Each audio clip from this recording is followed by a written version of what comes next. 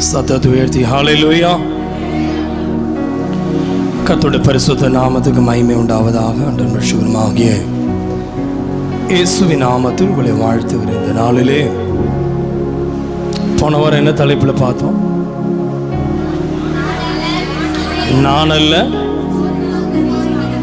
கிறிஸ்துவுக்காக வாழ்கிற வாழ்க்கை. உண்மையாகவே இந்த வசனத்தில் இந்த வாரம் ஃபுல்லும் நான் ஆண்டவருக்காக தான் வாழ்வேன், என்னுடைய வாழ்க்கை ஆண்டவருக்குத்தான் ஒப்பு கொடுத்தேன்னு சொல்கிறவங்க உண்மையை பொய் சொல்லாமல் கைவர்த்தி கர்த்தரை ஸ்தோத்திரம் இல்லாமா?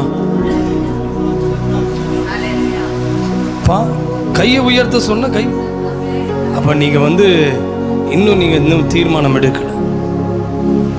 ஆண்டவர்களோட பேசுவாராக. ஜெபசிந்தையோடு இருங்க. இந்த வாரத்தில் செய்தியினுடைய தலைப்பு நான் அல்ல, என்னுள் கிறிஸ்து. போன வாரம் நம்ம பார்த்தோம், நான் அல்ல, கிறிஸ்துவுக்காக வாழ்கிற வாழ்க்கை. நான் வாழ்றது கிறிஸ்துவுக்காக வாழ்வேன்னு சொல்லி போன வாரத்தில் நம்ம பொருத்தனை பண்ணியிருந்தோம். அதன்படி நடந்தீங்கன்னா இன்னைக்கு கேட்குற செய்தி அதனுடைய தொடர்ச்சியா உங்களுக்கு அது பிரயோஜனமா இருக்கும். நீங்க வாழ்றது ஆண்டவருக்காக தான் அப்படிங்கிறத உங்க நடக்கையிலேயே தெரியுது. ஆராதனைக்கு வந்தது, ஜபத்துக்கு வந்தது, ஆண்டவருக்கு முக்கியத்துவம் கொடுத்தது, ஜெபிச்ச வசனத்துக்கு தகுந்த மாதிரி இந்த வாரம் கேட்ட செய்தியெல்லாம் எக்ஸாமுக்கு போகிற மாதிரி இல்லை நோட்டாக எழுதுறீங்க. ஆனால் அதை கொண்டு போய் வீட்டில் போய் வச்சு அந்த வசனத்தெல்லாம் டெய்லியும் குடும்ப ஜெபம் பண்ணி, வேதம் வாசித்து, அதிகாலை ஜெபம் பண்ணி, அந்த வசனத்தின்படி நீங்கள் எழுதியிருந்து ஜெபம் பண்ணியிருந்தீங்கன்னா சோத்திரம். அல்லேலூயா, சோத்திரம். எழுதியிருந்தது அப்படியே ஜெபம் பண்ணிட்டு அதன்படி வாழ்ந்திருந்தீங்கன்னா உண்மையாவே நீங்க ஆண்டவருக்கு தான் வாழ்ந்தீங்கன்னு எனக்கு நீங்க சொல்ல வேண்டாம், அவர் பார்த்துட்டு இருக்கிறார். ஆனா இன்னைக்கு கேட்கிற செய்தி உங்களுக்குள்ள யார் இருக்கிறா? பொய் சொன்ன,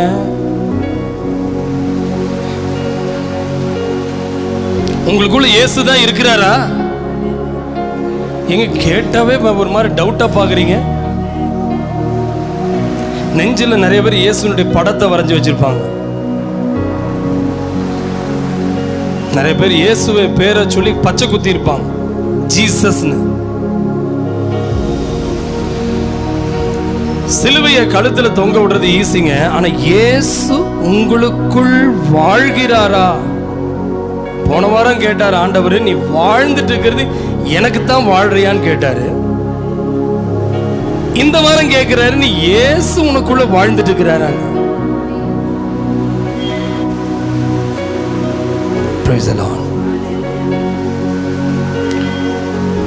ஒரு கிறிஸ்துவுக்குள்ள ஒரு மனுஷன், அதாவது இயேசு ஒரு மனுஷனுக்குள்ள இருந்தா அப்படி ஆக்டிவிட்டிஸ் எல்லாம் எப்படி இருக்கும்னு நீங்க கேட்க போறீங்க. அதுக்கு உதாரணமா பவுல் தான் சொன்ன இந்த வார்த்தை. அதனால அதை உங்களோட பேச போறேன். இன்னைக்கு முதல் ஞாயிற்றுக்கிழமை என்பதனால கர்த்தருடைய பந்தி இருக்கு. இந்த பந்திக்கு நேராக நீங்க ஆயத்தமாகணும். ஏதோ சர்ச்சுக்கு போறோம், நம்மளெல்லாம் பரலோகம் கூட்டிட்டு போயிடுவாரு, கிறிஸ்டியன் எழுதுனதுனால சர்டிபிகேட் இருக்கிறதுனால பரலோகம் போயிடுவோம், ஏதோ நம்ம சர்ச்சுக்கு ஆவிக்குரிய சபைக்கு போறதுனால பரலோகத்தில் நமக்கு டிக்கெட், அப்படியெல்லாம் நினைச்சிட்டு இருக்கிறீங்க பார்த்தீங்களா? அதுக்கெல்லாம் இன்னைக்கு விடை கொடுக்க போறாரு ஆண்டவர். நீங்க உட்காரதுலேயே தெரியுது நீங்க உயிரோட இருக்கீங்களா? இந்த செய்தி நான் எடுக்கும் போது எனக்கே கேள்வி கேட்டே தானே எழுதிட்டு இருந்தேன். எனக்குள்ள இருக்கிறது வெளியே நான் தான் வாழ்றேன், ஆனா உள்ள யார் வாழ்றா? அது ரொம்ப முக்கியம். பாருங்களேன், இந்த யார் வீடுன்னு கேட்டா அந்த வீடு பேரை சொல்லுவாங்க, இன்னாருடைய வீடுன்னு. இந்த கிருபையின் இல்லம், சமாதானத்தின் இல்லம், ஷலோம் அப்படின்னு வீட்டுக்கு பெரிய பேர் இருக்கும், சர்ச்சுக்கு வெளியே பேர் இருக்கும், கடைக்கு வெளியே பேர் இருக்கும். இல்லை ஒரு அலுவலகத்துக்கு முன்னாடியே ஒரு தாலுகா ஆஃபீஸ்க்குள்ள போனா இந்த கிராம பஞ்சாயத்து தலைவர் இங்கே தான் இருப்பாரு, தாசில்தார் இங்கே இருப்பாரு, டிஎஸ்ஓ இங்கே இருப்பாரு அப்படின்னு அது அந்த அலுவலகத்துக்கு மேலே இருக்கிற அந்த போர்டை பார்த்து உள்ள போவோம். ஒரு மளிகை கடையில் போய் எனக்கு சாயா கொடுன்னு கேட்க முடியாது. டீ கடையில் தான், பேக்கரியில் தான் சாயா கிடைக்கும். மளிகை கடையில் உங்களுடைய அழகு பொருள் கிடைக்காது, அது மளிகை பொருள் சாப்பிட்ற பொருள் தான் கிடைக்கும். இல்லை எனக்கு சாப்பாடு வேணும்னு கேட்டாலும் கொடுக்க மாட்டான், அது மளிகை பொருள். அப்போது ஒரு கடைக்கு வெளியே என்ன போர்டு போட்டிருக்கானோ அந்த போர்டு, ஒரு பஸ்ஸுக்கு வெளியே எந்த போர்டு போட்டிருக்கானோ அந்த ஊருக்கு தான் போகும். தனியார் வண்டிக்கு ஒரு கலர் இருக்கு, அவன் எந்த கலர் வேணா போட்டுக்கலாம். சர்க்காருக்கு ஒரு கவர்மெண்ட்டுக்கு ஒரு கலர் இருக்கு, அந்த கலர் தான் போடுவோம். அப்போ கலரை பார்த்து கண்டுபிடிக்கலாம், பேரை வச்சு கடை என்னன்னு தெரிஞ்சுக்கலாம், ஊரை பார்த்து ஊர் பேரை பார்த்து என்ன ஊருன்னு தெரிஞ்சுக்கலாம். இது எல்லாமே நமக்கு ஒரு ஐடென்டிஃபை பண்ணுது. இந்த சர்ச்சு பெண்டிகாஸ் சர்ச்சு, இந்த சர்ச்சு சிஎஸ்ஐ சர்ச்சு, இந்த சர்ச்சு லுத்தரன் சர்ச்சு, இந்த சர்ச்சு ரோமன் கேத்தலிக் சர்ச்சு, இந்த சர்ச்சு டிஎல்சி சர்ச்சு, இந்த சர்ச்சு செவன்த் டே சர்ச்சு, இந்த சர்ச்சு பேப்டிஸ்ட் சர்ச்சு, இந்த சர்ச்சு ஆற்காடு லுத்தரன் சர்ச்சு, இந்த சர்ச்சு. என்ன சர்ச்சுங்க? நான் கேட்குறேன், உள்ள இயேசு இருக்கிறாரான்னு கேட்குறேன். உங்கள்கிட்ட தான் பார்த்து கேட்குறேன். சர்ச்சுக்கு வெளியே இல்லை, இயேசுவின் நாமத்தினால போட வச்சு உன்னை தேடி வரானே ஒரு மனுஷன், அது உங்ககிட்ட இருக்கான்னு முதல் கேட்குறேன்.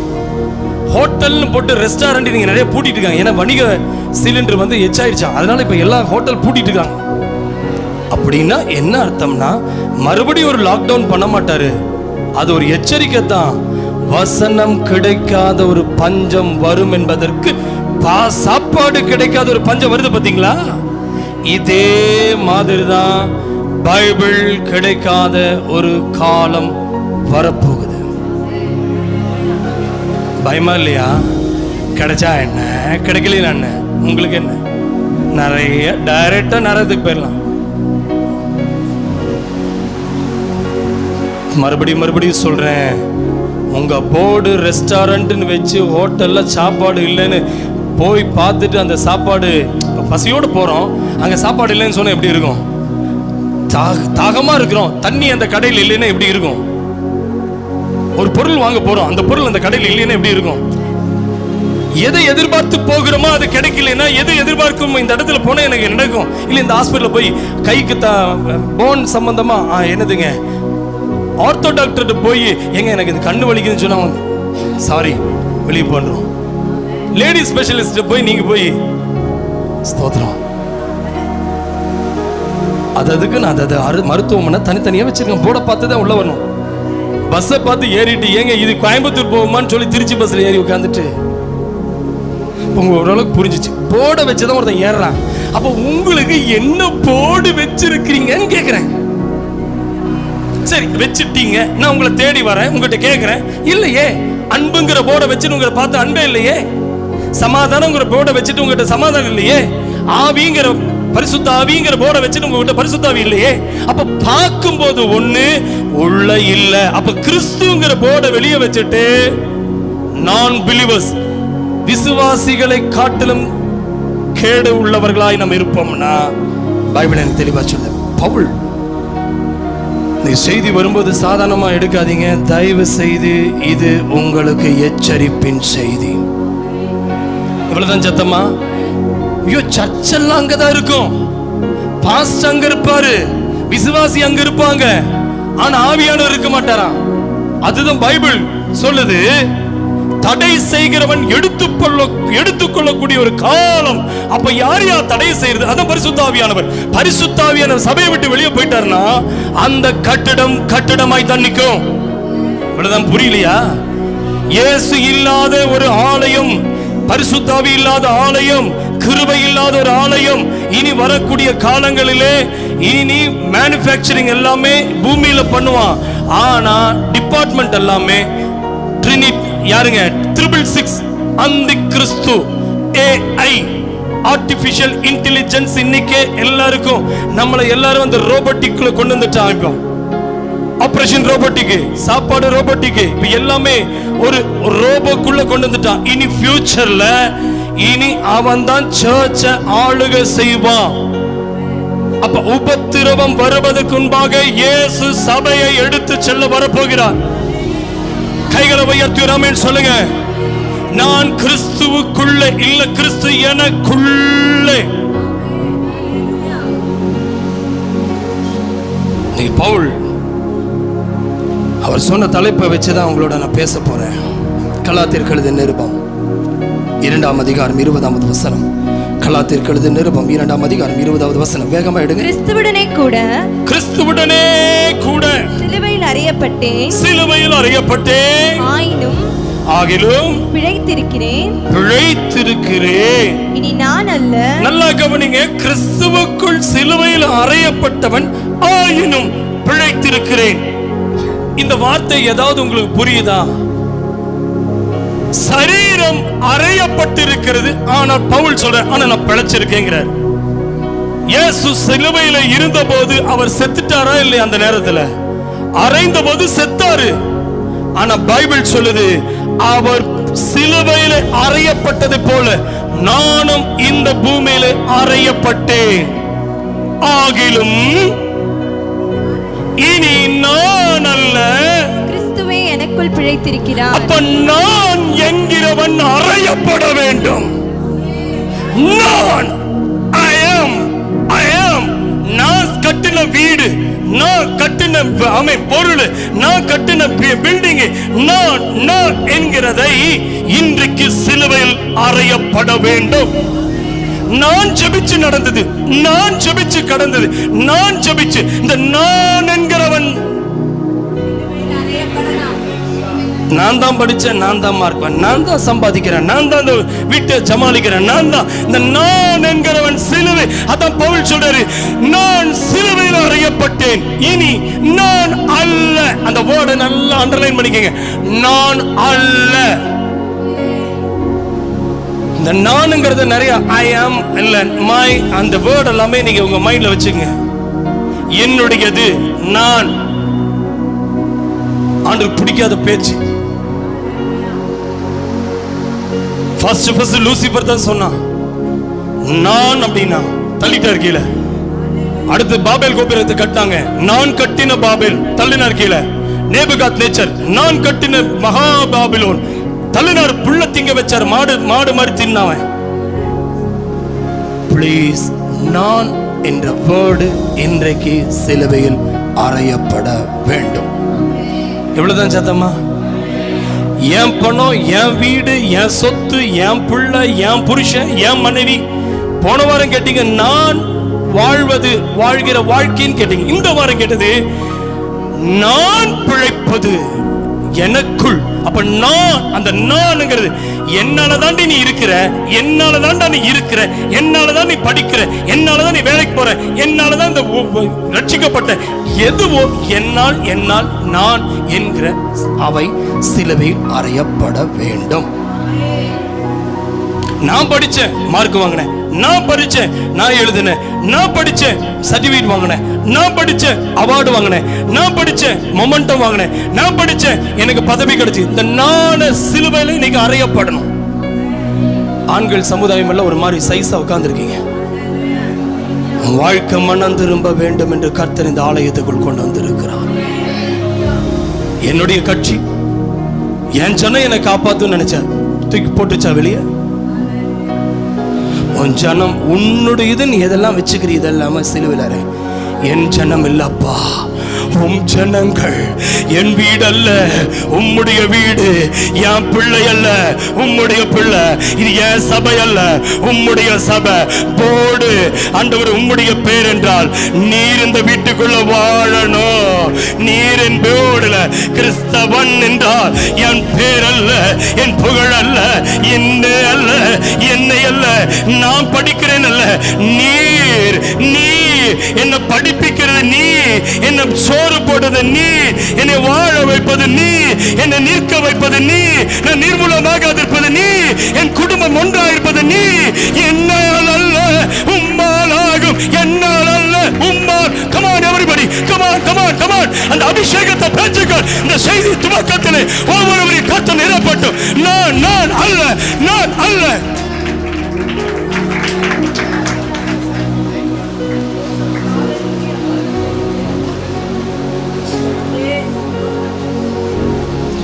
சொன்னது சாதாரண ஆள் கிடையாதுங்க. அவரை குறித்து, பவுலை குறித்து நல்லா நமக்கு தெரியும். பைபிள் சொல்லுகிறது, நான் கிறிஸ்துவோடு சிலுவையில் அறையப்பட்டேன், இனி வாழ்கிறவன் நான் அல்ல, என்னுள் கிறிஸ்து வாழ்கிறார். நன்றாய் புரிந்து கொள்ள வேண்டும். நோட் பண்றத நோட் பண்ணிக்கங்க. நான் இறக்க வேண்டும். புரியல தானே? நானுங்கிறத இன்னைக்கு அடக்கம் பண்ணிட்டு போ அப்படின்னு உன் பேர்ல ஒரு பெயிண்ட் அடிச்சிரு. இன் அவுட் அப்படின்னு போடுவாங்க, டாக்டர் இருக்கிறாரா இல்லையான்னு அந்த டைமிங்க போடுவாங்க. இன் அவுட், இன்னா உள்ள இருக்காருன்னு அர்த்தம், அவுட்னா வெளியே போயிட்டாருன்னு அர்த்தம். உங்க வீட்டுல போர்டு, உங்களுக்குள்ள இருக்கிற போர்டு, உங்க மேல இருக்க போர்டு இன்னா அவுட்டா?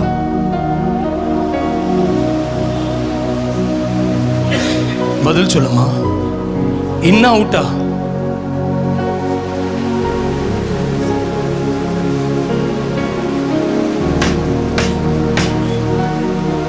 ஆண்டவர் இல்லாத திருமணம், ஆண்டவர் இல்லாத பிரசங்கம், ஆண்டவர் இல்லாத பாட்டு, பாத்தீங்களா? நீ இல்லாத ஆராதனை. வாருங்கப்பா, வரம் தாருங்கப்பா, கேளுங்கப்பா, ஜெபம் கேளுங்கப்பா. அப்பா நீங்க நீங்க இல்ல வேண்டாம் எனக்கு. அப்பா இயேசு நீங்க வந்தா சந்தோஷம் எனக்கு. நீங்க இல்ல ஆராதனை வேண்டாமே எனக்கு. ஒரு ஆமென் சொல்லுங்களேன். பாட்டு எவ்வளவு அழகா இருக்கு. உன் குரலை கேட்க வேண்டாம், பாட்டு கழுத மாதிரி பாடட்டும். ஆனா பாடுறது ஒருத்தனா இருக்கலாம், ஆனா பாடக்கூடியவர் அவர் பிரமாண்டமா. ஓ ஜீசஸ், என் குரல் வளத்தை பார்க்க வரல, என் ஆள் பலத்தை பார்க்க வரல, என் ஞானத்தை பார்க்க வரல, என் திறமை பார்க்க வரல, என் திறமை. இன்னைக்கு நாட்கு கண்டலன் சர்வீஸ். நான்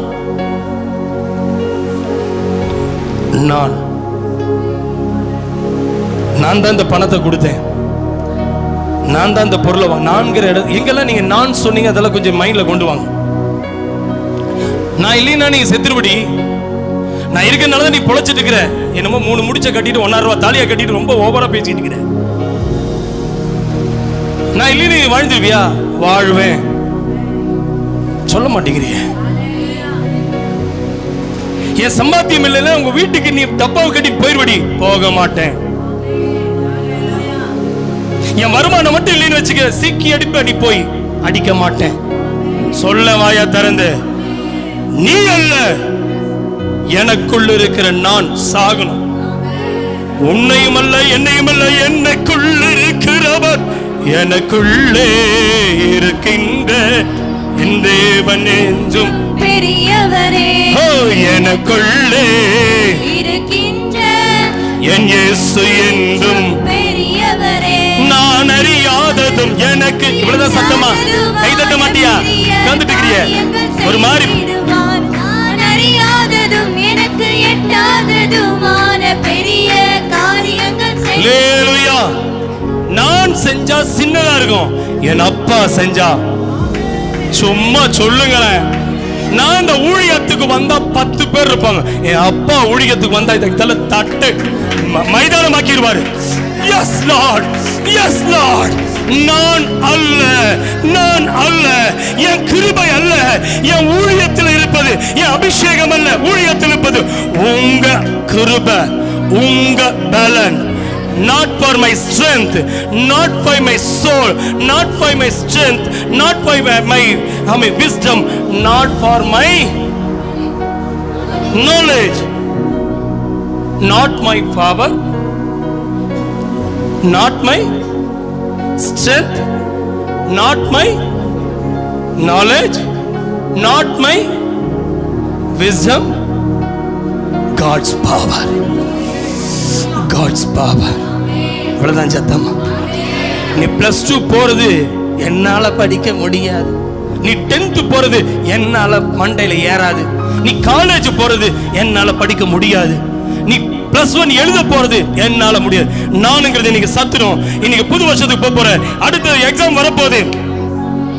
அடுத்த படிப்பு போகும்போது புக் எடுத்துட்டு போகும்போது சொல்லு, உன் கிளாஸ் என்ன கிளாஸ் படிக்கிற? +1 போறேன், 10th போறேன், +2 போறேன், எஸ் காலேஜ் போறேன், எது வேணா போ, நான் போகல.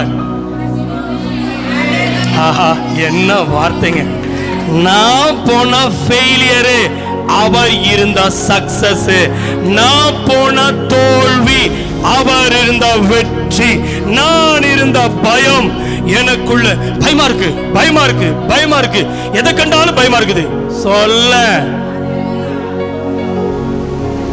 பூனை கண்டா பயம், பேய கண்டா பயம், நாய கண்டா பயம். ஆமாவா இல்லையா? இன்னைக்கு சொல்ல நானுங்கிறது செத்தாச்சு, அவர் பார்த்துக்குவாரு. சந்தோஷமே இல்லையா?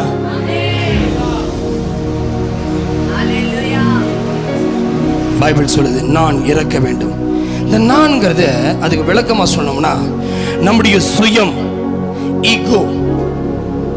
நிறைய வீட்டில் என்ன தெரியுங்களா, டேய் எனக்கு உன் வீட்டில் மரியாதை கிடைச்சதா, நான் உன் வீட்டுக்கு வந்தல, மாமனார் வர வந்து வாங்கன்னு கூப்பிடலையாமா, அதனால வீட்டுக்குள்ள போகலையா, அப்படியே வந்துட்டார்.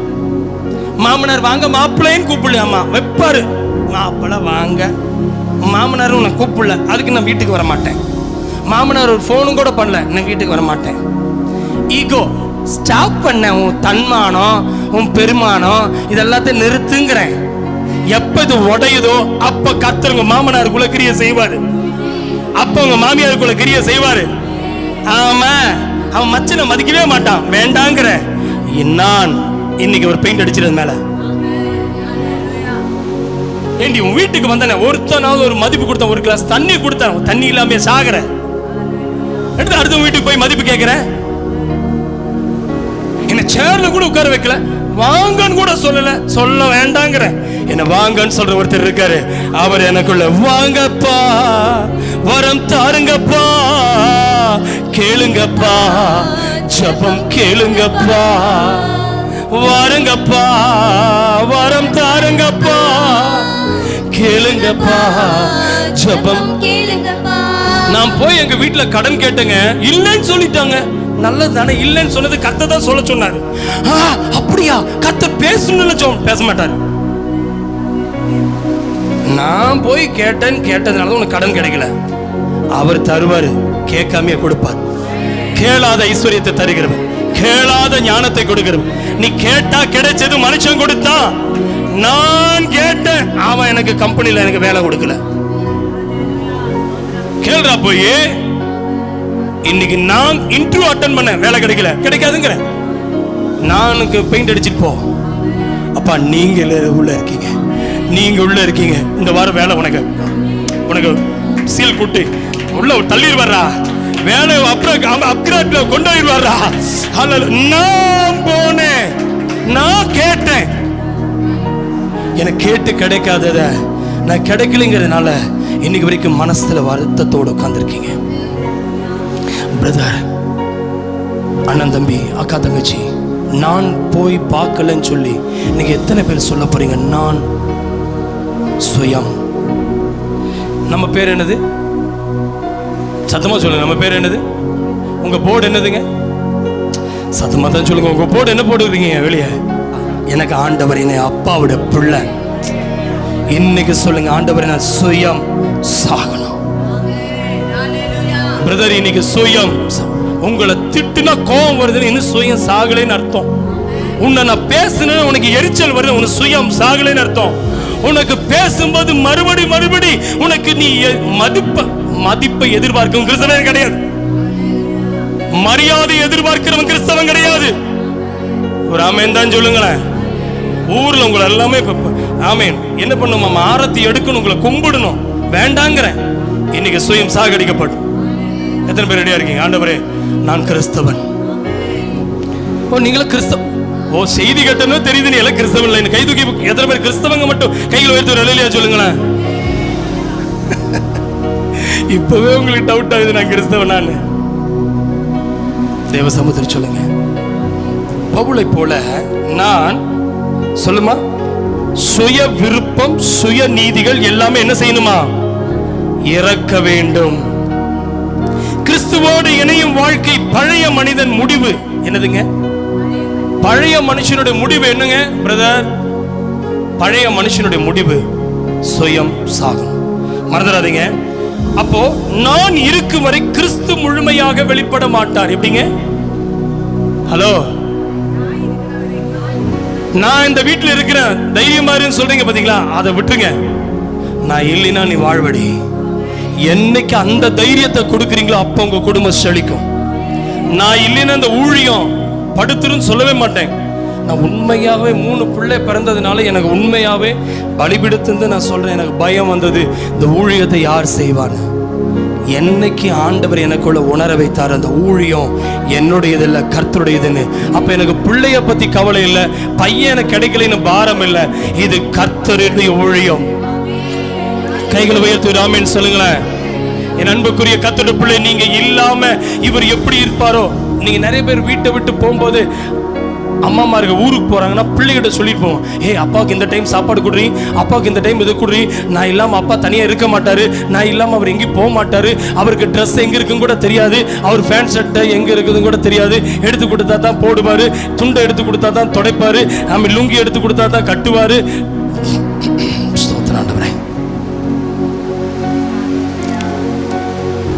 கரெக்டா? இந்தந்த பொருள் இந்தந்த இடத்துல இருக்குன்னு ஒரு நாளைக்கு போறதுக்கு 1 வருஷத்துக்குரிய பொறுப்பை பிள்ளைகிட்ட அம்மா கொடுத்துட்டு போவாங்க. இப்ப சொல்லுங்க, என் பொறுப்பு ஆண்டவரே, இனி என் பொறுப்பு என் பிள்ளைகிட்ட, என் பொறுப்பு நான் இருப்பதுனால தான் இதெல்லாம் செய்யறேன். இல்ல நீங்க என் கூட இருக்கீங்க. இப்ப பாருங்க, உங்களுடைய மைண்டே மாறிடுங்க. என் பையன் எனக்கு வருமானம் கொடுக்காதனால தான் எனக்கு சாப்பாடுக்கு ரொம்ப டைட்டா இருக்குது, என் பிள்ளை எனக்கு வருமானம் கொடுக்காதனால தான் ரொம்ப டைட்டா இருக்கு. இந்த டைட்டா நிறுத்திட்டு எனக்குள்ள அவர் ஒரு ஆமென் சொல்லுங்களேன். நான் இருக்கும் வரை கிறிஸ்து முழுமையாக வெளிப்பட மாட்டார். இரண்டாவது, ஃபர்ஸ்ட் என்னங்க? நான் இறக்க வேண்டும். இரண்டாவது, கிறிஸ்து நம்முள் வாழ வேண்டும். இரண்டாவது பாயிண்ட் என்னதுங்க? நோட் பண்ணிக்கமா. இதெல்லாம் எடுத்து வீட்டில் போய் வச்சு வாசிக்கணும். கிறிஸ்து நம்முள் வாழ வேண்டும். இது வெளிப்புற மத வாழ்க்கை அல்ல, உள்ளார்ந்த மாற்றம். நம்முடைய சிந்தனை, சொல், செயல் எல்லாமே கிறிஸ்துவை போல ஆக வேண்டும். எத்தனை பேர் சொல்றீங்க, என் சிந்தனை இயேசுவை போலதான் இருக்குது, என் சொல் இயேசுவை போலதான் இருக்குது, என் செயல் எல்லாமே கிறிஸ்துவை போல இருக்கவங்க மட்டும் பொய் சொல்லாம கைவர்த்து ஒரு ஆமேன்னு சொல்லுங்க பார்க்கலாம். ஆமேன் ஒருத்தர் தான் சொல்றாரு. உங்களுக்கே தெரியுது என் தாட்டே சரியில்லை ஐயா. ஆனா பவுல் இதுக்கு தான் சொல்றேன், நான் அல்ல. அப்போ நம்ம சிந்தனை, சொல்லு, செயல் எல்லாமே கிறிஸ்துவை போல ஆகணும்னு எப்படி தெரியுமா பிரதர்? எக்ஸாம்பிள் சொல்லிட்டுமா? வீட்டில் போனோன்னு ஒன்று மூக்கு மேல ஒன்று வருது பாருங்க, கோபம். ஒரு ஆமென் சொல்லுங்களேன். கோபம் வந்தாலும் கிறிஸ்துவை போல அமைதி. இந்த பாவம் செய்ய மாட்டேன், பாவம் செய்ய மாட்டேன். யார் பாவம் செய்யாம இருக்கிறா? பேசுறதெல்லாம் பேசி போட்டு பாவம் செய்ய மாட்டேன். கோபம் வந்தாங்க கூட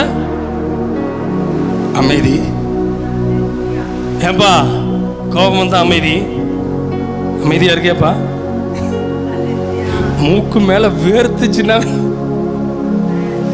இன்னைக்கு சொல்லுங்க, ஆண்டவரே கிறிஸ்துவை போல. கோபம் வந்த போதும் கூட ஒரு அமைதியா இருந்தாரா? இந்த சிந்தனை எனக்குள்ள இருந்தா இயேசு உள்ள இருக்காருன்னு அர்த்தம். இப்ப இயேசு உள்ள இருக்காரு, வெளியே இருக்காரு, இப்போ உங்களுக்கு புரியுது. இன் அவுட் மறந்துடாதீங்க. எப்பவுமே இன்ல இருக்காரு, எப்பவாவது அவுட் போயிடுறாரு, இல்ல எப்பவுமே அவுட்டா தான் இருக்காருன்னு நீங்களே பாத்துங்க. இந்த செய்தி உங்களவே நீங்க எனக்கு சேர்த்து தான் பேசிட்டு இருக்க. தம்பி என்ன அவுட்டா? உங்க அப்பாட்ட போய் கேளு, சரியா? என்ன அவுட்டா? அப்பா உள்ள இருந்தாருன்னா அவுட்டு.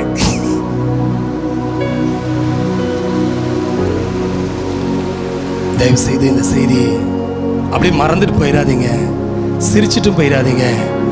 கோபம் வந்தால் இயேசுவை போல அமைதியா நான் இருக்கிறேனா? வெறுப்பு வந்தால் எப்படிங்க? வெறுப்புனா புரியுதா? இவன் செய்யறதே பிடிக்க மாட்டேங்குது, இவன் செய்யறதே பிடிக்க மாட்டேங்குது, என்ன செஞ்சாலும் கோபம் தான் வருது. அது வெறுப்புனால வர்றது. கோபம் எதனால வருது தெரியுமா? அந்த மனுஷன் மேல இருக்கிற வெறுப்பு. உனக்கு அது கோபமா வெளிவருது. இந்த வெறுப்பும் கோபம் அண்ணன் தம்பி தெரியாதா?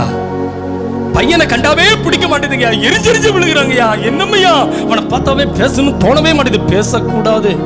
அப்ப இன்னும் இயேசு உள்ள இல்ல. ஒத்துக்கிட்டியாப்பா? உன் பேர் என்னப்பா? ஆண்டவர் அற்புதம் செய்யணும், செய்வார் நல்லா. பைபிள் தெளிவா சொல்லுகிறது, எனக்குள்ள இருக்கிற வெறுப்பு தான் கோபமா வெளிவருது.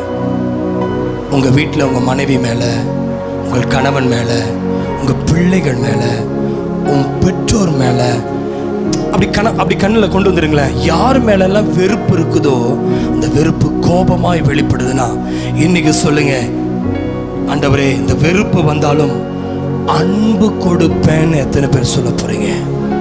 அன்பா give respect. எவன் சொன்னா? எந்த பைபிள் இருக்குது? எந்த அதிகாரத்தில் இருக்கு? காட்டுறேன் உனக்கு. டேய், பைபிள் படிச்சவன் தானே சொல்றேன். எந்த பைபிள் இருக்கு? நீ மதிச்சின்னா நான் மதிப்பேன், மதியாத வீட்டில் மிதிக்க மாட்டேன். எந்த பைபிள் இருக்குது சொல்? மத்தேயுல இருக்குதா, மார்க்குல இருக்கா, லூக்காவில் இருக்கா, யோவான் இருக்கா? இருக்காடா? டேய், பைபிள்ல இப்படி ஒன்று இருக்கா?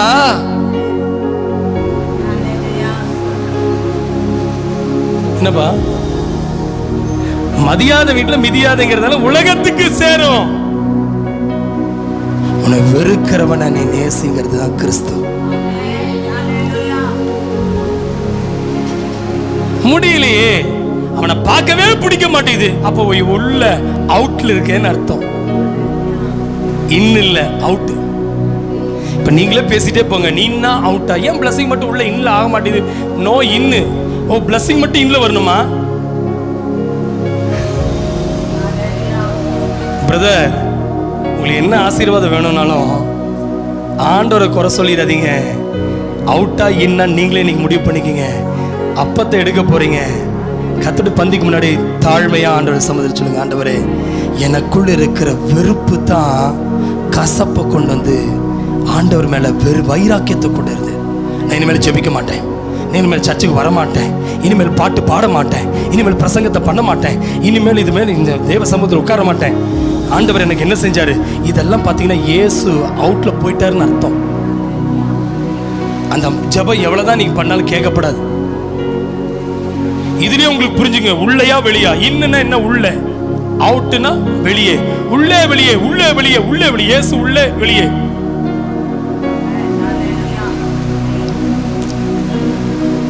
என் அன்புக்குரிய கர்த்தருடைய பிள்ளையே, மூன்றாவது பாயிண்ட்.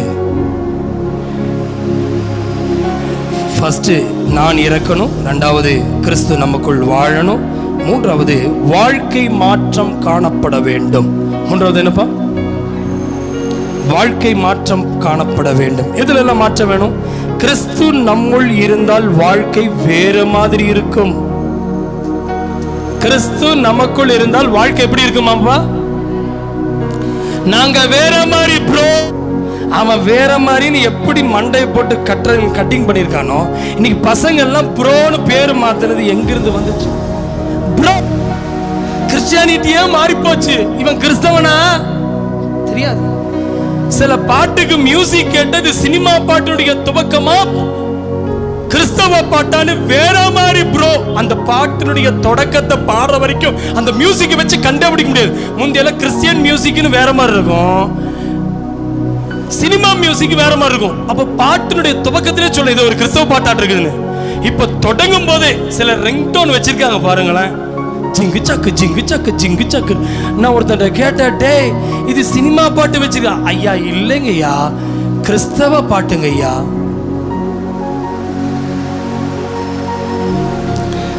கிறிஸ்துவ உள்ள இருந்தா வாழ்க்கையில மாற்றம் எங்கெல்லாம் காணப்படும்னா, நீ வாழ்ற வீட்டுல மாற்றம் தெரியும், நீ செய்யற வேலையில மாற்றம் தெரியும்.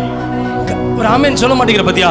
உன் வஸ்திரத்துல மாற்றம் தெரியும், உன்னோட உடையில மாற்றம் தெரியும், உன் நடையில மாற்றம் தெரியும், சொல்ல உன் பேச்சுல மாற்றம் தெரியும். ஏ ப்ரோ என்ன என்ன மச்சி, ஏ மாப்பிள என்ன, இதெல்லாம் வேற மாதிரி ப்ரோ உன்னுடைய பேச்சு. ஏ சித்தப்பு, ஏப்பா என்னப்பா என்ன கூப்பிடுறான்ப்பா? சித்தப்பான்னு கூப்பிட்டதை விட்டுட்டு சித்தப்பு, இதெல்லாம் சினிமா ஜோக்குட்டா, இத வேற மாதிரி ப்ரோ. சித்தா, இதெல்லாம் எப்படி இவருக்கு தெரியுதுங்கறியா? எல்லாமே தெரியும், தெரிஞ்சு அப்சர்வ் பண்ணிட்டே இருக்கேன். இவன் கிறிஸ்தவனா?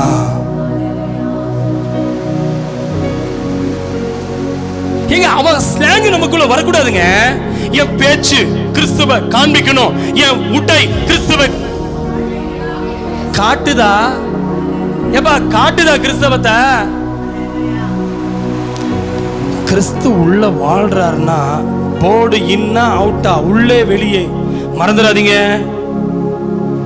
உன் வண்டியும் கூட கிறிஸ்தவ வண்டியெல்லாம் தெரியும். கிறிஸ்தவ வண்டியில பேட் இருக்காது. பேட்னா கிரிக்கெட் பேட் இல்லடா, வவ்வால் படம். வவ்வால் படம் தெரியாதா? அந்த கண்ணை மட்டும் வச்சிருப்பான். இவன் கிறிஸ்தவன். இந்த வாலிப பசங்களுடைய வண்டியில முன்னாடி லைட்ல பாருங்க, எலும்பு கூட்டனுடைய படத்தை வச்சிருப்பான். இவன் கிறிஸ்தவன். எவனோ ஒருத்தன் வேற மாதிரி ப்ரோ போட்டான்னு சொல்லி இவனு வேற மாதிரி ப்ரோ போட்டுட்டு இருக்கிறான். நிஜமா சொல்றேன், அவன் வண்டிக்குள் சொல்லணும் இது கிறிஸ்தவ வண்டின்னு. உங்க வண்டி சொல்லுதா? உங்களுடைய கட்டிங் சொல்லணும் கிறிஸ்தவன், உங்களுடைய ஈட்டிங் சொல்லணும் கிறிஸ்தவன். போஜன பிரியனா இருந்தா கத்திவை தொண்டைக்குங்கிறாரு. இவன் வீட்லயே சோறாக்க மாட்டான். நாம டெய்லி ஹோட்டல் தான். இந்த ரெஸ்டாரண்ட், அந்த ரெஸ்டாரண்ட், இந்த ஹோட்டல். எல்லாமே ஆர்டர். கடைசியில செத்து போனதுக்கு அப்புறம் ஆர்டர் கொடுப்பான். அம்மா இந்த பாடி எடுத்து அடுத்தது போஸ்ட்மார்ட்டம் பண்ணணும், இல்ல அடக்கம் பண்ணணும், தயவு செய்து ஆம்புலன்ஸ் அனுப்புங்க. இது உங்களுக்கு புரியுதா? பொண்ணுங்க ட்ரெஸ் எல்லாமே ஹாட்டாவே இருக்குது. எந்த பொண்ணு ட்ரெஸ் பார்த்தா ஹாட், பையன் ட்ரெஸ் பார்த்தா ஹாட். இதெல்லாம் வேற மாதிரி ப்ரௌனுடைய ஹாட்டுங்க.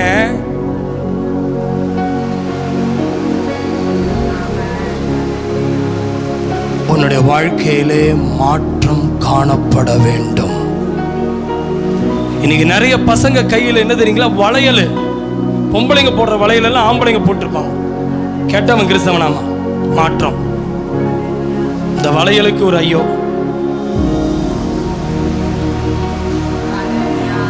அது தங்க வளையல் போட மாட்டாங்க, வெள்ளியில தான் வளையல் போடுவாங்க. இந்த வளையலையும் தாண்டி ரப்பர்ல ஒண்ணு போடுவாங்க. அதுக்கு என்னடா பேரு? தெரிஞ்சாலும் சொல்ல மாட்டீங்களா டேய்? என்னப்பா இந்த ரப்பர் ஒண்ணு போடுவாங்க, பாத்துறீங்களா? பார்த்ததே இல்லையா? நம்ம இங்க ப்ளீஸ் நல்லா கவனிங்க. காலேஜ் படிக்கிற பிள்ளைங்களுக்கு நான் சொல்றேன், நீ வேற மாதிரி, நீ உள்ளுக்குள்ள இருக்க இன்னும் அவுட்டான்னு கேட்டு போயிட்டே இரு. அவ போடுற ட்ரெஸ்ஸிங்ஸ் உனக்கே ஆக்குபேடா இருக்கா? அவளை வெல்கரா பேசுறாளா? அவளுக்கு சமமா நீ பேச வேணும் அவசியம் இல்லை. அவளை நீ பிரியப்படுத்தணும் அவசியமே இல்லை. அவ வேற மாதிரி ப்ரோல இருக்கிறா, விட்டுருங்கிற.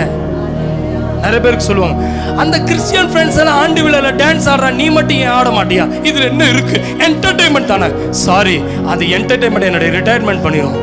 எனக்கு தேவையில்லை, ரிஜெக்ட் பண்ணிடும், வேண்டாங்கிறேன். நான் காலேஜ் போனா நான் கிறிஸ்துவுக்குரிய வாழ்க்கை வாழ்வேன். பள்ளிக்கூடத்துக்கு போனா கிறிஸ்துவுக்குரிய வாழ்க்கை வாழ்வேன்.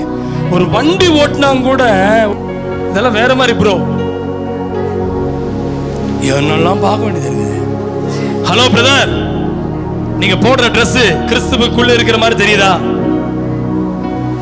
நீங்க சாப்பிடுற உணவு கிறிஸ்துவுக்குள்ள இருக்கிற மாதிரி தான் தெரியுதா? நீங்க மற்றவரோட பேசும்போது கொஞ்ச நேரத்துக்கு நீங்க பைபிள் மட்டும் எடுக்கலைன்னா கிறிஸ்தவன்னே தெரியாது. ப்ளீஸ், வாழ்க்கை மாறுவதற்கு தான் உள்ள இருக்கிறவர் என்னவா இருக்கிறாரோ அதுதான் வெளியே போகணும். இவ்வளவுதான் சத்தமா மக்களே.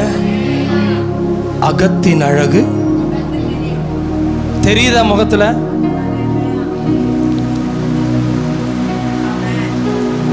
நீங்க எப்படி உள்ள இருக்கீங்களோ அப்படிதான் உங்க வீடு இருக்கும். உங்க வீடு எப்படி இருக்கோ அப்படிதான் நீங்க போய் சபையில் இருப்பீங்க. நீங்க எந்த சபையில் இருக்கீங்களோ அதே மாதிரி தான் உங்க வேலையில் இருப்பீங்க.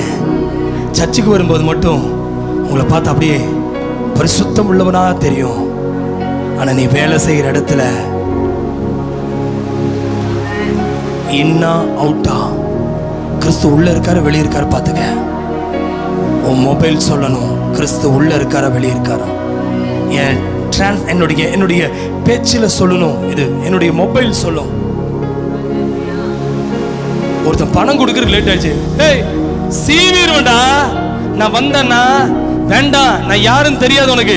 ஏ நீ சர்ச்செல்லாம் பார்த்துக்கலாம், நீ ஃபர்ஸ்ட் பணத்தை வச்சுட்டு வேலை பாரு. Rough language.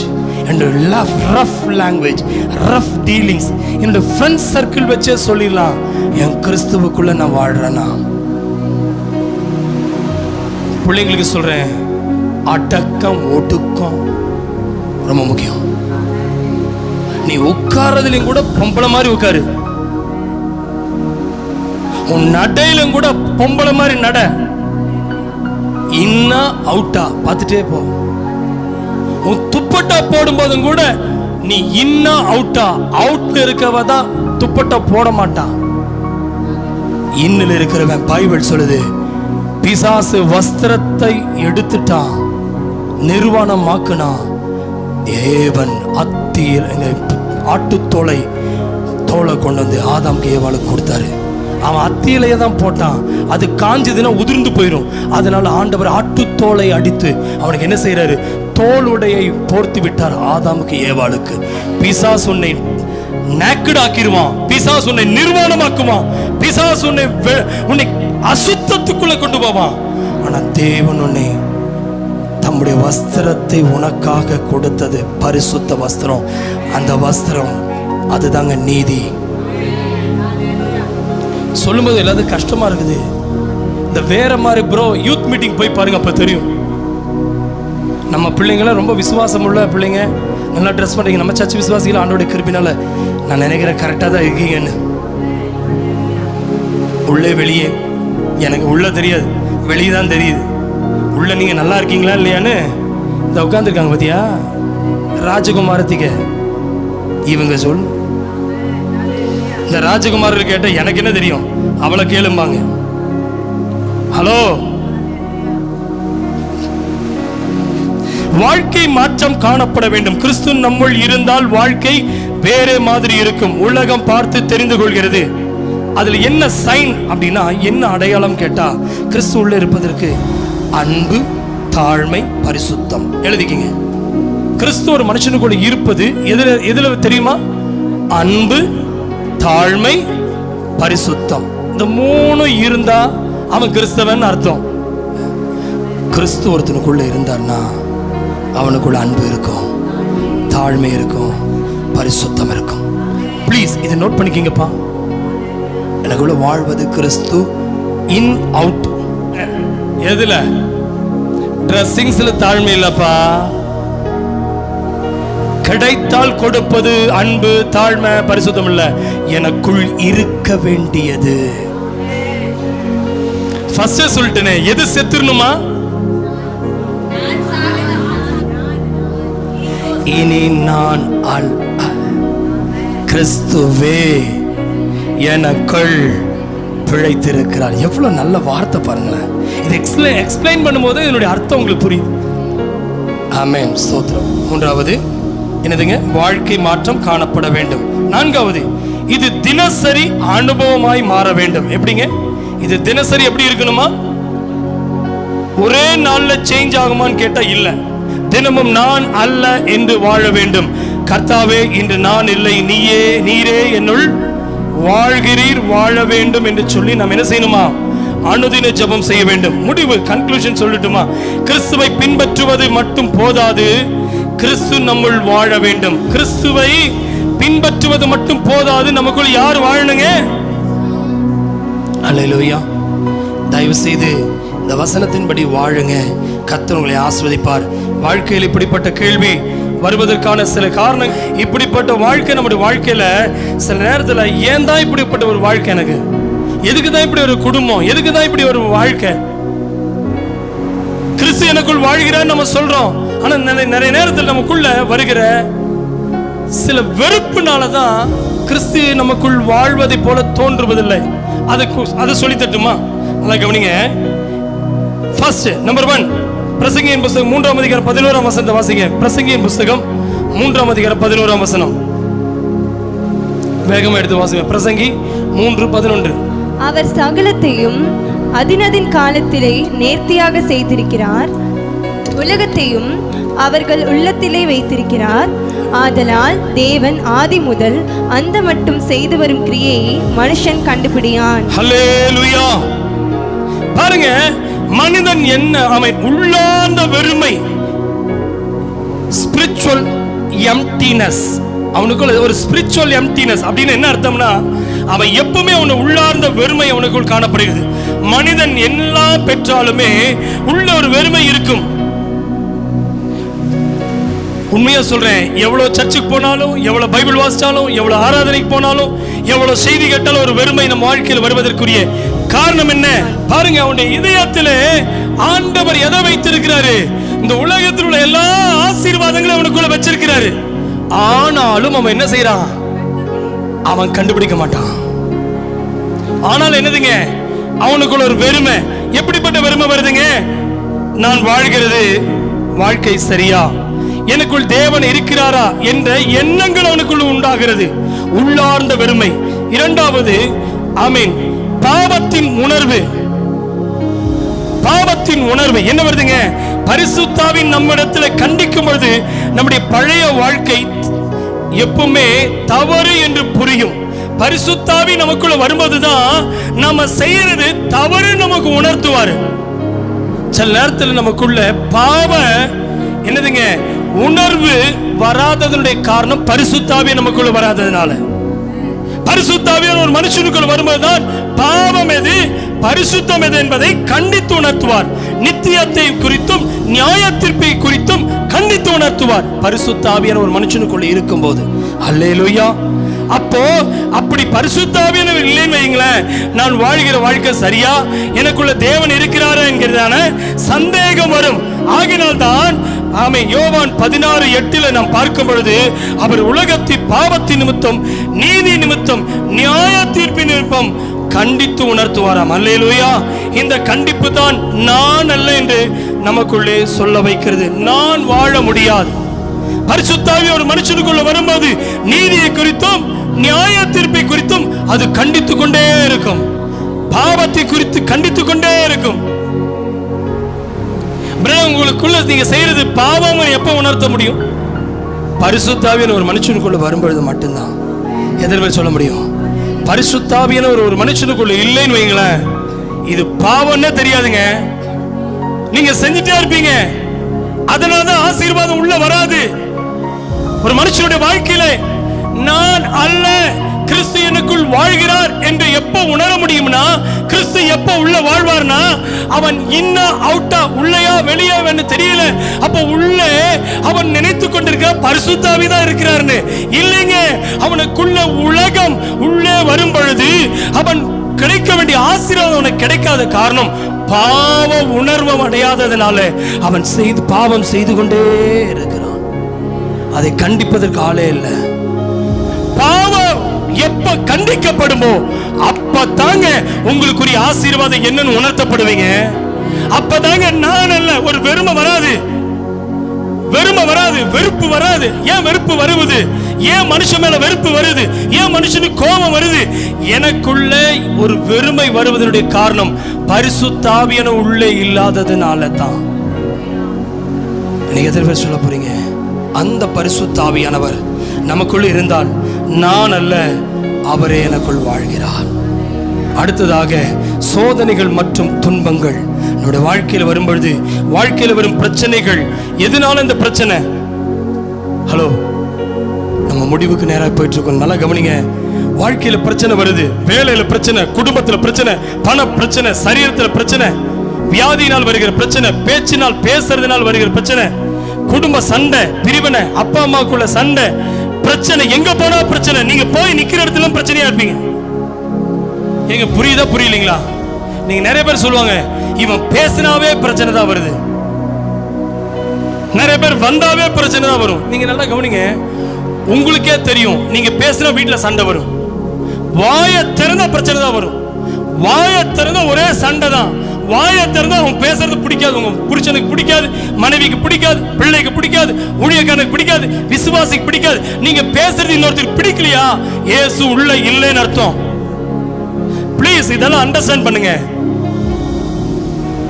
நீங்க பேசி ஒருத்தருக்கு பிடிக்கலைன்னா உங்களுக்குள்ள ஆண்டவர் இல்லைன்னு அர்த்தம். தயவு செய்து இன்னைக்கு பரிசுத்தவிட்டு சொல்லுங்க, ஆவியானவரே எனக்கு வாழ்க்கையில வருகிறதான நீர் வருகிற இந்த வாழ்க்கையில வரும் பிரச்சனைகள், எதனால இந்த சோதனை, எதனால இந்த துன்பம், நல்லா கவனிங்க. இந்த சோதனைக்கு வேற யாரும் காரணம் இல்ல, உங்க வாய் தான் காரணம். நீங்க நினைக்கிறீங்க வாய் அல்ல, இயேசு இல்லாததுதான் காரணம். இவ்வளவுதான் சத்தமா? உங்க பக்கத்து வீட்டுக்கார உங்களோட சண்டைக்குனே நிக்கிறான்னா அது அவங்க தான் காரணம், நீங்க தான் காரணம். உங்க ஃப்ரெண்ட்ஸ் உங்களை விட்டு பிரியுறாங்களா, அதுக்கு காரணம் ஃப்ரெண்ட்ஸ் எல்லாம் காரணம், நீங்க தான் அதுக்கு காரணம். உங்க உறவு உங்களை விட்டு போறாங்களா, அதுக்கு அவங்க காரணம், நீங்க தான் காரணம். ஏனென்றால் சோதனையும் துன்பமும் யாரோ மூலமாய் வருவதல்ல, என்னுடைய வாழ்க்கையில் வருகிற பிரச்சனைக்கு காரணமே இன்னைக்கு நன்னாய் புரிந்து கொள்ளுங்க. அதுக்கு நிரந்தர மார்க்கம் என்னதான்? பரிசுத்த ஆவியானவர் ஒரு மனுஷனுக்குள்ள இருக்கும் பொழுது நீ அல்ல நான் என்பதை ஆண்டவர் உணர்த்துவார். கிறிஸ்துவே, பரிசுத்த ஆவி அடிக்கடி உங்களுக்கு சொல்லிட்டே இருப்பார், கிறிஸ்து உனக்குள்ள இருக்கிறாரா, கிறிஸ்து உனக்குள்ள இருக்கிறாரா, இது கிறிஸ்துவுக்கு பிடிக்குமா, இது கிறிஸ்துவுக்கு பிடிக்குமா? ஹலோ, உங்களுக்கு புரியலையா? புரியும்படி சொல்லி தட்டுமா? ஹலோ, கவனிக்கிறேன். அப்பா அம்மா இருக்கீங்கல்ல, பிள்ளைங்க சொல்லுங்க, வீட்டுல நல்ல சமையல் இருக்கணும்னா அப்பா வீட்டுல இருந்தா தான் நல்ல சமையல் கிடைக்கும். அட அம்மாவே இல்லையா? அம்மாவே இல்லையா? அப்பா வீட்டுல இருந்தா நல்ல சாப்பாடு கிடைக்கும். ஏன்னா அப்பாவுக்கு இதெல்லாம் பிடிக்கும் சொல்றது அம்மாமார்கள் அதிகமா முக்கியத்துவம் கொடுப்பாங்க. பிள்ளைகளுக்கு ஒரே சண்டை எதுல தெரியுமா? அம்மா எங்களுக்கு பிடிச்ச டேஸ்ட் நீங்க அரைச்சு வைக்கிறது எங்களுக்கு பிடிக்கும், நீ அரைச்சு வைக்க மாட்டேங்கிறீங்க, அரைக்காம செய்றீங்க. அப்பாவுக்கு பிடிச்சது அரைக்காம செய்யறது உனக்கு பிடிக்குதுன்னா அப்பாவுக்காக தான் நீ செய்யற, அப்பா இல்லாத நேரத்தில் வேணா உனக்கு செய்யறேம்மா. கவனிச்சிருக்கீங்களா? என் ஹஸ்பண்டுக்கு என்ன பிடிக்குதோ அதை தான் நான் சமையலே செய்யறேன்னா, அதே போல எனக்கு பூமிக்குரிய ஒரு புருஷனுக்கு பிடிச்சதை செய்யறேன்னா, என் மணவாளனாகி இயேசு எனக்குள்ள இருக்கிறார்னா அவருக்கு பிரியமானதை நான் செய்வதுதான் முதல் ஃபர்ஸ்ட் பிரையாரிட்டி கொடுங்க. முதல் தரத்துக்கு கொண்டு வாங்க, அந்த இடத்துக்கு கொண்டு வாங்க. அப்பா இருந்தா இதை செய்யும், அப்பா இருந்தா செய்வாரு, அப்பா இருந்தா வாங்குவாரு, அப்பா இருந்தா அம்மா இதை செய்வாங்கன்னு எதெல்லாம் உங்க மைண்ட்ல கொண்டு வந்தீங்களோ இப்ப சொல்லுங்க, அப்பா நீங்க இல்லாம என்னால வாழ முடியாது, நீங்க இல்லாம முடியாதையா. சொல்லுமா, சொல்லுமா.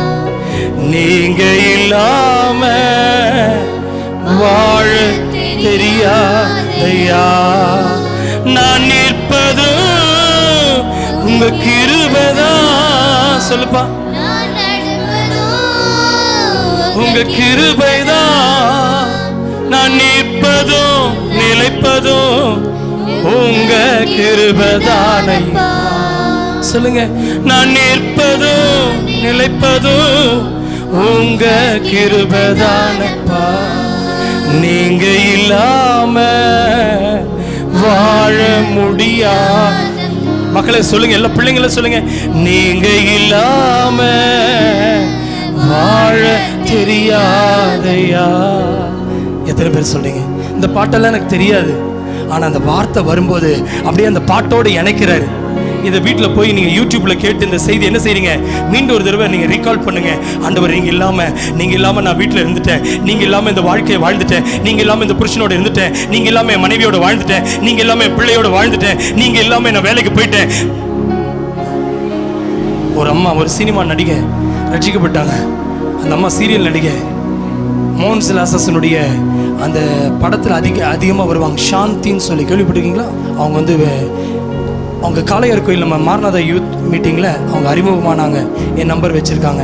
நான் ஒரு 3-4 வருஷத்துக்கு முன்னாடி அவங்ககிட்ட பேசினேன். அவங்க ஹஸ்பண்ட், அவங்க பிராமண குடும்பத்தில் ரட்சிக்கப்பட்டவங்க, அவங்க இறந்துட்டு, அவங்க ஹஸ்பண்ட் இறந்துட்டாங்க. அதுக்கப்புறம் அவங்க வாழ்க்கையில் பலவிதமான பிரச்சனை, பலவிதமான சோதனை, என்ன செய்யறதே தெரில. ஆனால் அவங்க என்ன செய்கிறாங்க, அவங்களுக்குன்னு ஒரு ரூம் வாடகைக்கு எடுத்திருக்காங்க. யாரையுமே அந்த ரூமுக்குள்ள என்டர் பண்ண விட மாட்டாங்க. எப்பவுமே அவங்க ஹஸ்பண்ட் இறந்ததுக்கப்புறம் நிறைய பேர் கேட்டாங்களா, உன் வாழ்க்கை நீ எப்படி தனியாக இருக்க? நான் தனியாக இல்லையே. ஆக்சுவலி இவங்க பிராமணத்திலிருந்து ஆண்டவருக்குள்ளே ரட்சிக்கப்பட்டவங்க. அவங்க சொல்லுவாங்களாம், பாஸ்டர் எனக்கு எப்போவுமே ஏசப்பா கூடவே நடக்கிறது எனக்கு ரொம்ப பிடிக்கும்னாங்க. எப்படி தெரியுங்களா, நான் ஒரு நாளைக்கு நான் மார்க்கெட் போகிற நேரத்தில் நான் வண்டி சாவி எடுத்துகிட்டு வண்டி ஆன் பண்ணிவிட்டு ஸ்டார்ட் பண்ணிவிட்டு எக்ஸிலேட்டர் கொடுக்குற நேரத்தில் ஏசப்பா குரல் எனக்கு கேட்டுச்சு, என்னை கூட்டிகிட்டு போகாமல் இருக்கிற, நீ வா என்னை கூட்டிகிட்டு போக போகாம நீ வண்டி எடுத்துட்டு போற அப்படின்னாரு. உடனே வண்டி ஆஃப் பண்ணேன், ஸ்டாண்ட் போட்டேன். உடனே நான் ரூம்குள்ள போய் கதவை திறந்தேன். கதவை திறந்துட்டு உள்ள போய், சாரி ஏசப்பா, நான் ப்ரே பண்ணாம கிளம்பிட்டேன், நான் ஜோம் பண்ணிட்டு இப்போ கிளம்புறேன், ப்ளீஸ் வாங்கப்பா போகலாம்ப்பா அப்படின்னு போவேன்ப்பா. போயிட்டு நான் வண்டியில் உட்காந்துக்கப்புறம், ஏசப்பா என் வண்டியில் ஏறிட்டீங்களா, நான் வண்டி ஸ்டார்ட் பண்ணுறேன், வாங்கப்பா.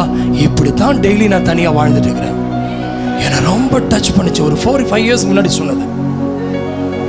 ஜெபிக்காம போனதை ஏசப்பா கூட்டிட்டு போகாம அவங்க வீட்டிலே விட்டுட்டு போயிட்டாங்களாம். யாரோ கூட இருக்கிற மாதிரி அவங்க ஃபீல் பண்றாங்க. நம்ம ஜெபமா நாளைக்கு பண்ணிக்கலாம், பைபிளா நாளைக்கு வாசிச்சுக்கலாம், ஆராதனையா அடுத்த வாரம் ஆராதிச்சுக்கலாம். இப்பவே புரியுதுங்களா? அவர் இல்லாம நீங்க எங்கேயுமே போக கூடாது. நீங்க எதுவுமே ரெடியா இருங்க. நீங்க இல்லாம நான் ஸ்கூலுக்கு போக மாட்டேன் ஆண்டவரே அப்படின்னு என்ன அர்த்தம்? நீ ஜெபிக்காம போறது, நீ அவர் கூட இல்லாம போறது, நீ வேதத்தை வாசிக்காம போறது, அவரோட நீ பேசாம போறது, நீ உபவாசிக்காம இருக்கிறது, அவரோட தனிமையா பர்சனல் ரொம்ப பிடிச்சவங்ககிட்ட, ரொம்ப பிடிச்சவங்கள, ரொம்ப நேசிக்கிறவங்கள ஒரு ஃப்ரெண்ட்ஸாக பழகினதுக்கு அப்புறம் அவங்களோட அதிகமாக டைம் ஸ்பெண்ட் பண்ணுறது பிடிக்கும். ஹஸ்பண்ட் ஒய்ஃபே என்ன செய்வாங்க தெரியுமா? இந்த பிள்ளைங்கள்லாம் லீவ் எங்கேயோ ஸ்கூலுக்கு போயிட்டாங்கன்னா இந்த ஹஸ்பண்ட் ஒய்ஃப் என்ன செய்வாங்க? தனிமையான நேரத்தில் எங்கேயோ போய் கிரீனிஷான ஒரு பிளேஸில் பார்க்கில் பிள்ளைங்க விளையாண்டுருந்தாங்கன்னா, இல்லை எங்கேயாவது ஒரு இடத்துல எங்கடா தனிமை கிடைக்குன்னு சொல்லி நல்ல புருஷன் நல்ல மனைவி தனிமையாக தேடுவாங்க. கெட்ட புருஷன் கெட்ட மனைவி உங்களோட எல்லாம் பேய் அப்படின்னு போயிடுவாங்க. நல்ல புருஷன் நல்ல மனைவி குடும்பமா வாழணுங்கிறவங்க தனிமையை விரும்புவாங்க. எப்படின்னா மனசு விட்டு பேசுறதுக்கு, மனசு விட்டு சந்தோஷமா சிரிக்கிறதுக்கு தனிமை விரும்புவாங்க. நான் சொல்லட்டுமா, அந்த தனிமையான நேரத்தில் மனசு விட்டு ஒருத்தருக்கு ஒருத்தர் பேசும்போது அவங்க கஷ்டம்லாம் நீங்கிருங்க.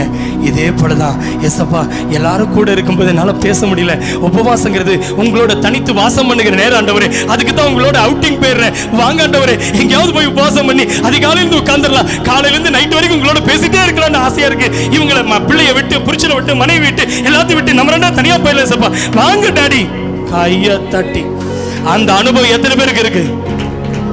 பொய் சொல்லக்கூடாது, சும்மா போய் எல்லாத்தையும் கை தூக்கிட்டு இருக்காது. உபவாசம் என்பது ஒரு புருஷ மனைவி தனிமையாய் டைம் ஸ்பெண்ட் பண்றாங்க பாத்தீங்களா? ஒரு பிள்ளைகள் அப்பா அம்மாவோடு இருக்கிற நேரத்தில் இந்த பிள்ளைங்க டிஸ்டர்ப் பண்ண எல்லாத்தையும் துரத்து விட்டு ஒரு ஹஸ்பண்ட் ஒய்ஃப் எப்படி தனிமையா போய் பேசுறதுக்குன்னே நேரம் ஒதுக்கி எங்கேயாவது பார்க்கும் பிக்னிக் பிளேஸ்ல போய் உட்கார்றாங்க பாத்தீங்களா? அந்த மாதிரி உபவாசம் என்பது அவரோடு தனித்திருக்கிற நேரம். அது தனிமையாய் போய் அந்த பாதையில் உட்கார்ந்து முழங்கால் படியிட்டு அன்னைக்கு வேற யாரை பத்தி பேசக்கூடாது, அவரோடு மட்டும் பேசிட்டே இருந்து பாருங்க. அந்த உபவாசத்தை முடித்து வெளியே வரும்போது அப்பாவுடைய முகம் அப்படியே வெளியே ஜெராக்ஸ் அடிச்ச மாதிரி மாறிடும். நான் நினைக்கிறேன் மோசே அதை தான் செஞ்சாரு. இஸ்ரவேல் ஜனங்களை மனைவி பிள்ளைகள் எல்லாத்தையும் விட்டுட்டு சீனாய் மலைக்கு மேல போயிட்டு வராரு. அவருடைய முகம், அப்பாவுடைய முகம் அப்படியே பிரகாசமா இருந்தது. யாரும் அவரை பார்க்க முடியல. எத்தனை பேர் ரெடியா இருக்கீங்க இன்னைக்கு சொல்லுங்க, இந்த மே மாதத்துல ஆண்டவரே உங்களுடைய பேசுகிற நேரத்தை நான் விட்டுட்டேன், தனிமையா இருக்கிற நேரத்தை விட்டுட்டேன், அதிகமா உங்களோட பேசுற நேரத்தை விட்டுட்டேன், deep love deep love deep love ஆழமான அன்புக்குள்ள நான் வரணும் ஆண்டவரே. எத்தனை பேர் ரெடியா இருக்கீங்க சொல்லுவீங்களாப்பா? நீ உபவாசம் இருந்து எத்தனை நாள் ஆச்சு தெரியுமா? சாப்பாடை நினைக்கிறதுனால தான் இயேசுவை நினைக்க முடியல. ஒரு நேரமாவது ஒரு உபவாசம் வருது, அவர்கிட்ட தனியா போய் உட்கார்ந்து பாரு, அப்பா நிறைய மேட்டர் உனக்கு சொல்லி தருவார். அல்லேலூயா. கடைசியாக என் அன்புக்குரிய பிள்ளையே, ஆகையினால் தான் சில நேரத்தில் சங்கீதம் 119:67 வாசிமா. சங்கீதங்கள் புத்தகம் 119 சங்கீதம் 67வது வசனம். வாழ்க்கையில் வரும் பிரச்சனைகள் நம்மை உடைத்து தேவனை தேட வைக்கிறது. நம்முடைய வாழ்க்கையில சில பிரச்சனைகள் வருதுன்னா உடைச்சு அவரை தேட வைக்குதான். வாசிமா. நான் உபத்திரப்படுவதற்கு முன் வழி தப்பி நடந்தேன். நான் உபத்திரப்படுவதற்கு முன் வழி தப்பி நடந்தேன். இப்பொழுதோ உம்முடைய வார்த்தையை காத்து நடக்கிறேன். எப்படிப்பா? உம்முடைய வார்த்தையை நான் காத்து நடக்கிறேன். ஹலோ, நீங்க நிறைய பேர் சொல்லுவாங்க, எனக்கு வியாதி வந்த உபத்திரவத்தினால ஆண்டவரே எனக்கு சோதனை என்னால தாங்க முடியல, கடன் தொல்லை தாங்க முடியல, சண்டை தாங்க முடியல, என் வாழ்க்கையில பிரச்சனை வர்றதுனால என்னால ஒண்ணுமே செய்ய முடியல. பிரதர்ஸ், உங்க வாழ்க்கையில வருகிற தம்பி, உபத்திரவம் உன்னை சோதிப்பதற்கல்ல, அது என்ன செய்தா? உம்முடைய வார்த்தையை காத்து நடப்பதற்கு. உம்முடைய வார்த்தையை நான் என்ன செய்றேன்? காத்து நடக்கிறேன். ஏன்? உபத்திரவத்தின்பாக நான் எப்படி இருந்தேன்? வழி தப்பி நடந்தேன். இப்பொழுதோ உம்முடைய வார்த்தையை காத்து நடக்கிறேன். மகளே, கர்த்தரோடு பேசுறார். உனக்கு வந்த உபத்திரவத்தில் நிறைய கேள்வி கேட்டீல, ஆவியானோடு பேசுறார். உபத்திரம் வந்தது, வழி தப்பி போயிட்டேன். ஆனா உபத்திரம் வந்த உடனே இப்ப இந்த வசனத்துக்கு முன்பாக காத்து நடக்கிறேன்னு சொல்றவங்க மாத்திரம் கைகளை வைத்து வெளியில சொல்லுங்க. உபத்திரம் வர்றதுக்கு முன்னாடி பல உபத்திரம் வந்துச்சு பிரதர், நீ தடுமாறி போயிட்ட. இப்ப நான் வசனத்தை காத்து நடக்கிறேன்னு சொல்றவங்க மாத்திரம் கைகளை உயர்த்தி கத்துக்கும்பா சொல்லுங்க. இந்த வசனத்தை உள்ள வந்ததுனால ஆண்டவரே, உண்மையாவே உம்முடைய ஆண்டவர் இந்த உபத்திரவப்படுவதற்கு முன்பாக, என் துன்பத்திற்கு முன்பாக வழி தவறினேன். இப்போது உம்முடைய வார்த்தையை நான் காக்கிறேன் ஆண்டவரே.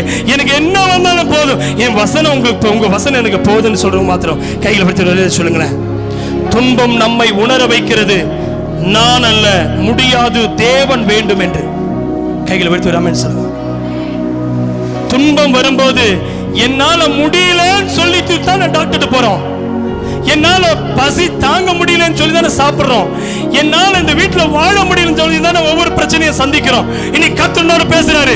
இந்த புருஷனோட என்னால வாழவே முடியல, இந்த மனைவியோட என்னால வாழவே முடியல, இந்த பிள்ளையோட நான் வாழவே முடியல, இந்த இடத்துல நான் வேலை செய்யவே முடியல. ஐயா, நான் முடியலன்னு சொல்லும்போது நான் உபத்திரப்பட்டது வேற எதுக்கு இல்ல, ஆண்டவரே, நான் வழி தவறி போயிடாதபடி இருப்பதற்கு, இந்த வசனத்தை காத்து நடப்பதற்கு. வலி மாறி மாறி வருது. நெஞ்சு வலி வருது, தலை வலி வருது, வயிற்று வலி வருது, காது வலி வருது, கை வலி வருது. என்ன வலி வந்தாலும் சொல்லு, இந்த உபத்திரவத்தினாலே நான் வழி தவறி போய்விடாதபடிக்கு ஆண்டவரே, நான் அல்ல, என்னால ஒன்றும் முடியாது, நீர் வேண்டும், நீர் வேண்டும், துணை வேண்டும் தகப்பனே. உலகிலே என்னை எதிர்க்கும் சக்திகள் பல உண்டு, ஜீவன் இல்லை எங்கிலும், பரிசுத்தம் என்னை. கைகளை வைத்து ராமன் சொல்லுங்க. எத்தனை பேருக்கு துணை வேணும்? எத்தனை பேர் சொல்ல போறீங்க, எனக்கு வேண்டும் ஆண்டவரே துணை? அவங்களுக்கு மட்டும்தான் ஆண்டவர் துணையா வரப்போறாரு. ஆவியான பலிபடுத்தி உன்னோடு பேசுறாரு.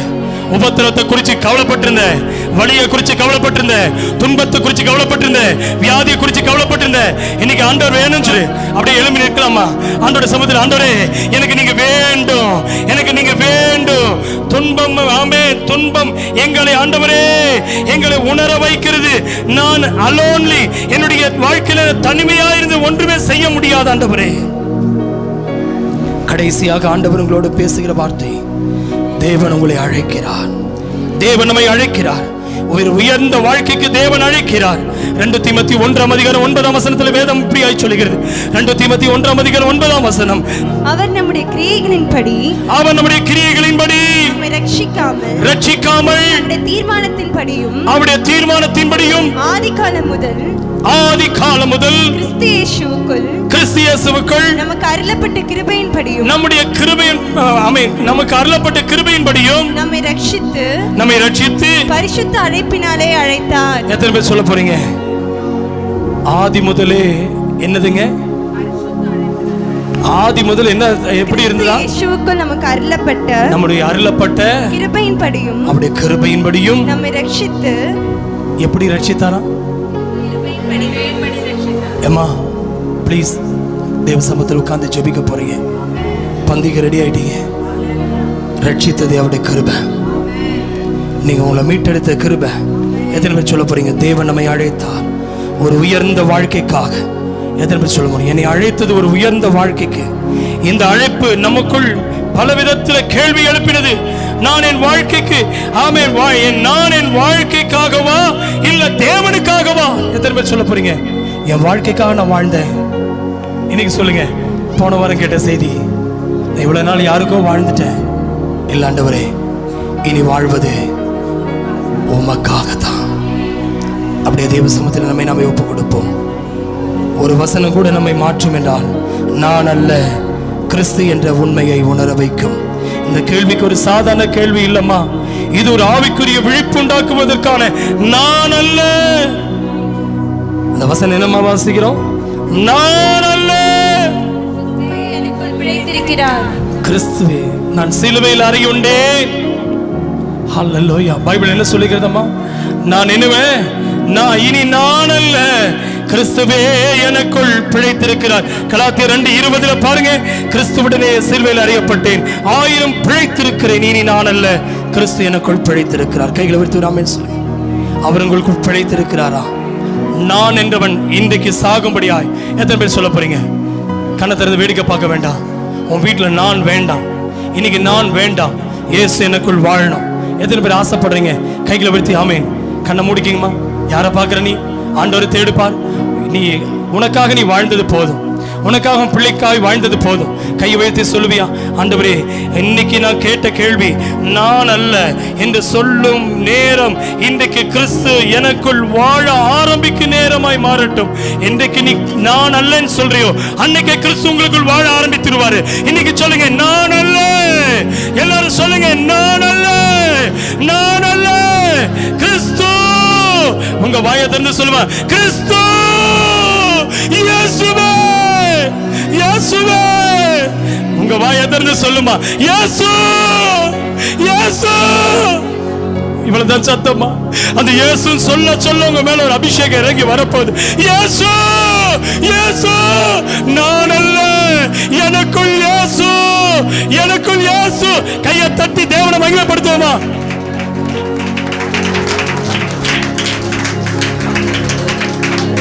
இவ்வளவுதான் சத்தமா? இவ்வளவுதான் சத்தமா?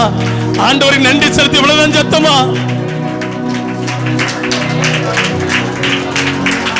வாழ்ந்தாலும் உம்மோடுதான், மரித்தாலும் உம்மோடுதான், வாழ்ந்தாலும் இயேசுவுக்கா. சொல்லுங்க, மரித்தாலும் இயேசுவுக்கா. அர்ப்பணத்தோடு வலது கரத்தை உயர்த்தி இடது கரத்தை நெஞ்சு மேல கை வைத்து உணர்ந்து சொல்லுங்க, உமக்காகத்தானே நான் உயிர் வாழ்கிறேன், உம்மை தானே நேசிக்கிறேன். சத்தத்தை உயர்த்தி அர்ப்பணிப்பாரு. ஆவிலிருந்து வாழ்ந்தாலும் இயேசுவுக்காய், மரித்தாலும் இயேசுவுக்காய். ஜெபிப்போம். எங்கள் நல்ல ஆண்டவரே, இந்த ஆசீர்வதிக்கப்பட்டதான நல்ல நேரத்துக்கு ஜெபிக்கிறேன்ப்பா. கேட்ட வார்த்தையின்படியே உடைய கரங்கள் எங்களை ஒவ்வொருவரையும் அர்ப்பணிக்கிறேன் சப்பா. நான் நல்ல கர்த்தாவே, கிறிஸ்துவே எனக்குள் பிழைத்திருக்க கர்த்தர் உதவி செய்யுங்க சப்பா. கேட்ட வார்த்தையின்படி எங்களுக்குள்ள இருக்கிறதான சுயம் சாகட்டும் சப்பா.